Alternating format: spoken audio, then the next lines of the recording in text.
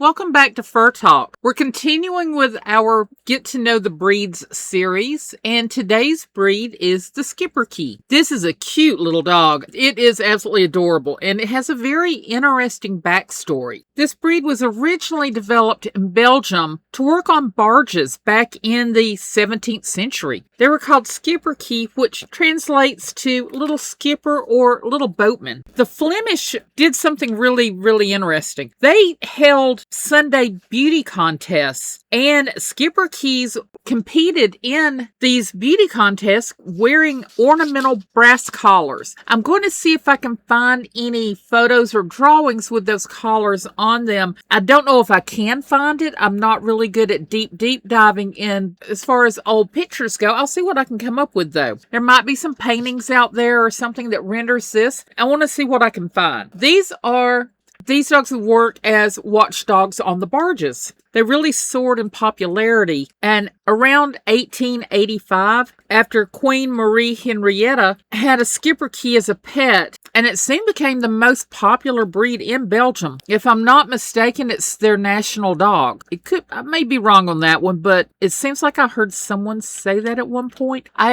Let me say up front, I have never owned a Schipperke, and I've had one Schipperke puppy, if I remember correctly, in one of my early classes. But it was such a small puppy, and it was a long time ago, so I can't swear to it. But I seem to remember there being one in one of my classes. Now, the breed's standard. Normally, this dog, you'll find it in black, but it also comes in cream and gold. Now, what kind of temperament do these dogs have? These dogs are curious. They're very faithful. They are very faithful. They're agile. They are independent because they have to be free thinkers to be able to be watchdogs. They're fearless and they're confident. You can see the curious, the faithful, the agile, the independent, the fearless, and the confident. When you think about what a dog is bred to do, and this is something I will harp on continuously in all of my videos. You need to know what a dog is bred to do so that you can understand why the dog does the things it does. These dogs were bred to be watchdogs on barges. Okay, so they're curious. They're faithful to the barge. In other words, they're faithful to their family. They're agile. They have to be able to move around on those barges.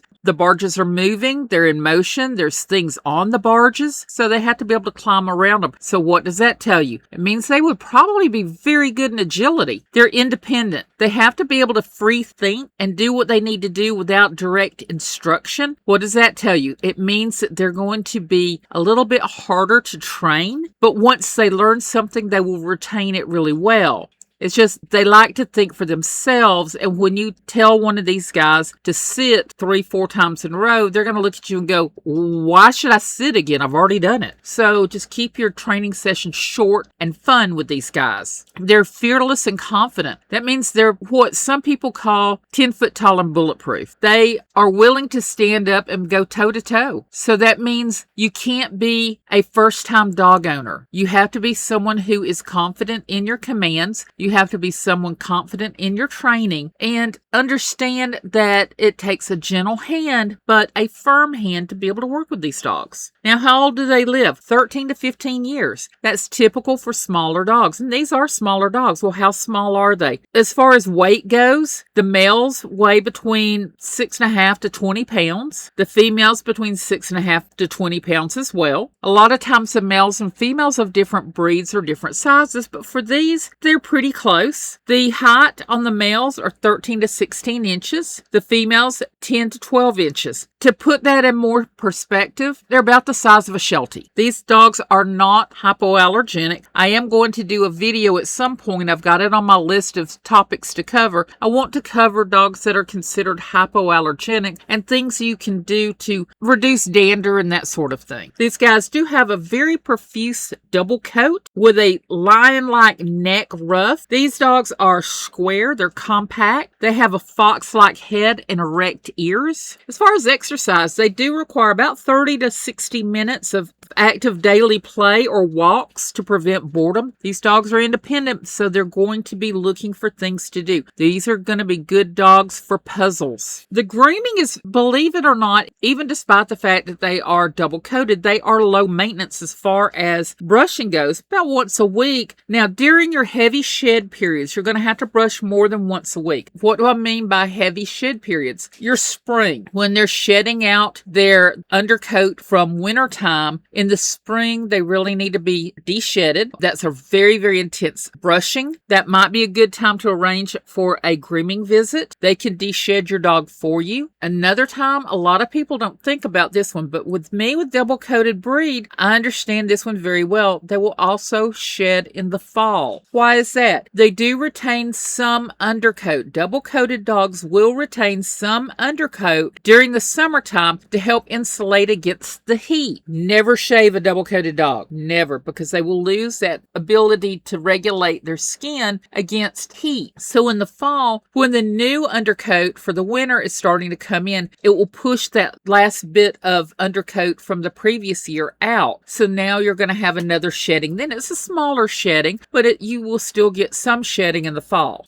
Now, these dogs are, in general, fairly robust. I mean, they have to be to do the job that they do, but they can be prone to hip dysplasia. Now, what have I said in previous videos about hip dysplasia? Any dog about this size, about Sheltie size, Schipperke size, and larger, it doesn't matter if they're purebred, it doesn't matter if they're a mixed breed. If a dog in their background in the last couple of generations has had issues with their hips, there is a chance, because this is hereditary, that your dog can develop hip dysplasia. There is a test that you can have done. You can't have that test done before the dog's second birthday. And I want to apologize if you hear any rattling in the background. Hank's a little bit restless today, and you're going to hear his tags rattling around and his nails on the floor that I need to trim up. But so if you hear anything in the background, I'll try and get as much of that background sound out as I can. But if I can't, that's what you're hearing. You're hearing Hank. Hank is the bi-black Sheltie that's in my thumbnail. With the hip dysplasia, you can have it tested for, and it involves an x-ray and sending it into OFA. I can go into more detail about different tests for different breeds in a future video, but there is a way of telling whether or not your dog is going to develop hip dysplasia or not. And if you know ahead of time, even if you have a mixed breed dog and you want to find out, then you can take steps to avoid things and things that you can do to help in the future. I had a dog that when I had his hips certified, they came back as poor. So I knew I couldn't breed him. I knew I couldn't do dog sports with him, but he lived a long and healthy life, and I was able to do things with this dog to make sure that he never had issues until the very end. The last 6 months or so is the only time he really had issues, because I was able to give supplements. I was able to do certain things around my house, make certain modifications for him, so that it was able to be easy on his joints so he didn't have any issues. And that's something you want to face with the Schipperkes, is first of all, go through a reputable breeder so that you know that they are breeding the hip dysplasia out of their lines. And whether or not you have one from a reputable breeder, say you get one through Rescue, you can go ahead and have the x-ray done and send it in. It's a couple of $100, but you'll know ahead of time. And if you're doing sport with any breed, especially if it's an impact sport, say for instance, agility or flyball or disc dog or dock diving or anything like that that's going to have impact, make sure you do have your OFAs done. That way you know that your dog is sound to be able to do what you're wanting to do. Another thing to keep in mind with this breed is patellar luxation. Patellar luxation is the kneecap moving around. And you'll see that if your dog develops patellar luxation, you'll notice that when your dog runs, they start limping, they start holding one leg up, they are less likely to want to run, that sort of thing. Take your dog in and have your dog seen by your vet. They can usually correct the problem, and in severe cases, it may require tightening of the ligaments. There are a few other things that they can do for this. There's quite a few breeds, especially smaller breeds, that have that issue. It is an issue that can be worked with. Hypothyroidism. There's also a rare, very rare, so it's not going to be in all of them. It's going to be very rare, but you can run across it from time to time. It's a genetic condition called MPS 3B, and it's also called Sanfilippo syndrome. So you want to look at that, talk to your breeder about it. I personally have never run across that myself, so I cannot speak with experience on that. Now, one thing I will do is down in the comments below, I am going to put a link to the National Breed Club for the Schipperke. If I can find a National Rescue site, I will also put their link down there. If not, go through the National Breed Club if you want to go through rescue. But they'll also have all these health concerns spelled out there so that you can understand. And they'll also be able to direct you to a good ethical breeder if you want to go with puppies. If you want to go with an older puppy, keep in mind, this is something I've mentioned on previous videos. If you want a puppy, just not a really young puppy. When breeders breed a litter, they're going to evaluate those puppies at 6 or 8 weeks of age. They're looking at their growth rate, the balance between different parts of their body that's important to their particular breed standard, and they're going to start culling the litter. In other words, they're going to say, oh, this one's going to grow too big, this one's going to grow too small, this one has a crooked tooth, things like that, things that's not going to matter as a pet puppy or as a performance dog, say if you want to do agility. I keep coming back to agility simply because I keep Hank's older brother in mind, and I've mentioned him before and I'll mention him again in the future, but he's competed internationally in agility and he's done really well through the years. We're very proud of him. But if this is something you want to do, if your dog is too big or too small, that's not going to matter if it's over or under standard, because they go by the height of the dog at the shoulders as to which category you go in as far as the height of the jumps go. So you have a perfectly wonderful dog. It's just maybe a half an inch too short or a half an inch too tall. Well, not a big deal for you. Or a crooked tooth or an ear that doesn't lay correctly, that sort of thing. So that's the first cull. And so these puppies at this point have probably been potty trained. They've had vet work done. They've had some testing done. They're ready to go. Then, as they get a little bit older, usually around 6 months, they'll do another cull. And these puppies probably know quite a few commands at this point. They've been socialized at this point because there was an option that these dogs may end up being show dogs. But for one reason or another, yet again, they decided another one was better. So they wanted to concentrate on one or two others. So the remainder dogs get to go to their forever homes. So you have older puppies that are ready to go. On the flip side of that, you have a dog. In fact, I saw one this morning being offered up through a Sheltie group on Facebook. The lady had shown the dog through 2 majors. It was almost ready to finish its championship, but she had another dog she wanted to concentrate on. Beautiful tricolor Sheltie, and she was offering this dog up for sale because she couldn't concentrate on this dog and the other dog as well. And she was looking for someone who is new to showing, someone who's a junior handler, someone who wants to do performance, or someone who just wants a pretty dog to lay on their sofa with them. So there's that option. Dogs who are in showing, but they're not doing as well as was hoped, or the owner wants to concentrate on another dog. Then you also have the dogs who have finished showing. The females have probably had a litter or 2, usually no more than 2 litters of puppies. The males probably stood at stud for a year or 2, and they're ready probably at 5, 6 years old to go to their forever home. So if you want an older dog, so that's another option to go through with a breeder, because you know these dogs are well socialized. They have all their health checks done. They have training behind them. They're reliably potty trained. So these dogs are ready to go, and they're looking for somewhere that they can just go and retire to. Maybe you want to be that retirement home. So there are a lot of options, a lot of ways you can go with this. So I will try and put those links down there, and any questions that you have, please get in touch with these national organizations. If this is a dog that you find interesting, you think it's really cool looking, you find the personality fits with what you're looking for, you find that the activity level, which is a dog that would be really good with kids, kids, a really good dog to go out and go on hikes with you, that sort of thing. If this is a dog that you feel would be a good fit for your family, then please get in touch with the club. Ask questions. Make sure. And don't just ask with any breed. Don't just ask, what's so great about this dog? Ask, what are the problems with this dog? And make sure that the problems with the dogs are something you can live with, something you can work with. So that's a good overview there of the Schipperke. I have to admit, I was never really that informed on the Schipperkes because I just haven't run across that many. And I have found my research on this one to be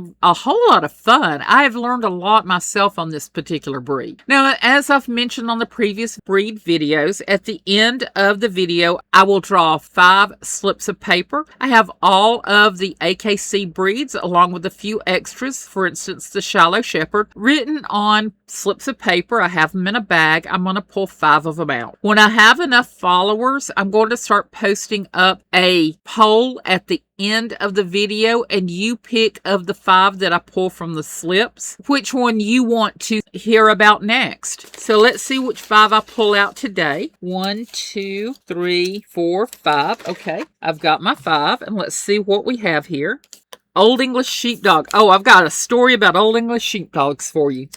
Canadian Eskimo Dog, Shih Tzu, Miniature Schnauzer, which I have owned before, and Pointer. I've done hunting dogs here recently. I've done toy breeds here recently, so I'm going to put those 2 back. That brings us down to Old English Sheepdog, Canadian Eskimo Dog, and Miniature Schnauzer. I think I want to go with the Old English Sheepdog. So that's going to be our next video, is Old English Sheepdog.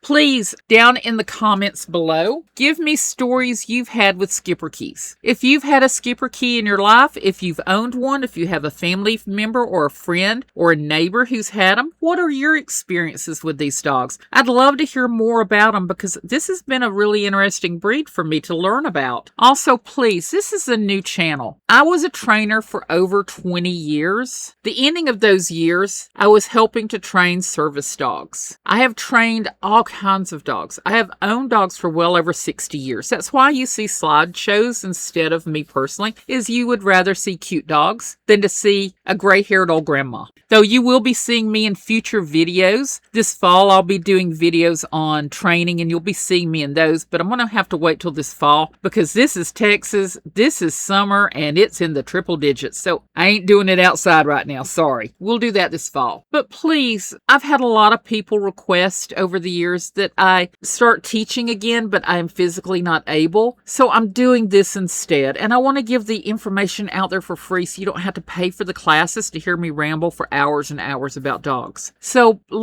share these videos with people that you think might be interested or can learn from them, benefit from them. You know somebody who has a new dog. If you have somebody who's looking for one, please share these videos and please subscribe below. I could use the subscribers.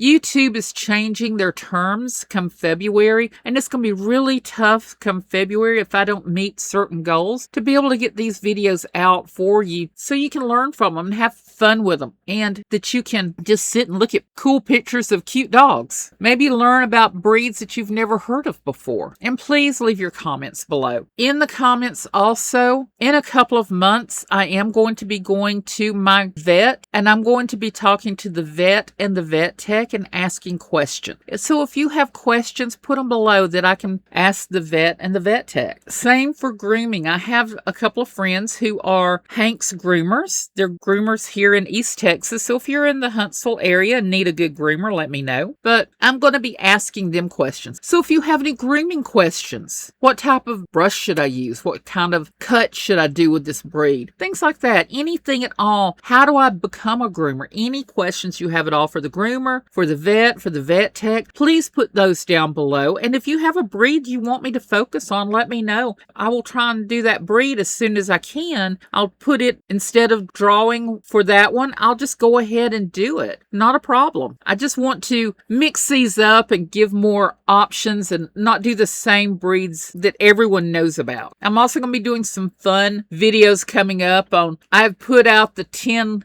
dumbest breeds, even though once you hear the story about what's considered considered the dumbest breed. The experience I've had, you'll realize dogs are not dumb, even the dumbest breed. But I'm also going to do the most popular breeds, the least popular breeds, the newest breeds. I'm going to do all kinds of videos. So please like, share, subscribe, and I will see you on the next one when we will be talking about holding the sheepdogs.